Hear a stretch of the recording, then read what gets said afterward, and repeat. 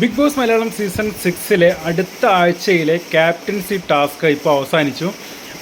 നമ്മൾ പ്രൊമോ കണ്ടപ്പോൾ ഒരു പ്രവചനം നടത്തിയിട്ടുണ്ടായിരുന്നു, നന്ദനയായിരിക്കും ഇതിൽ വിജയിക്കുക എന്നുള്ളത്. അത് നമ്മുടെ 1-2 വീഡിയോ മുമ്പേ ഉണ്ട്.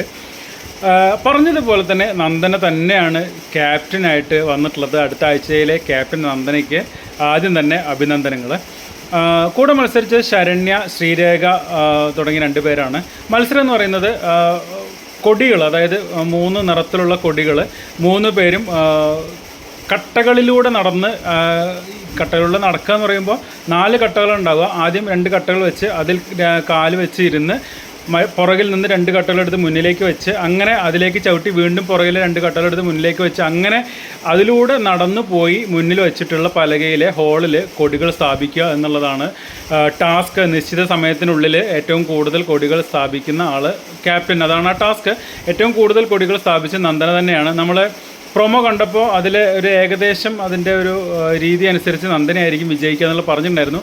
അതേപോലെ തന്നെ നന്ദന തന്നെയാണ് അടുത്ത ആഴ്ചയിലെ ക്യാപ്റ്റനായിട്ട് വിജയിച്ച് വന്നിട്ടുള്ളത്. 3 കൊടികളാണ് നന്ദന സ്ഥാപിച്ചത് കേട്ടോ.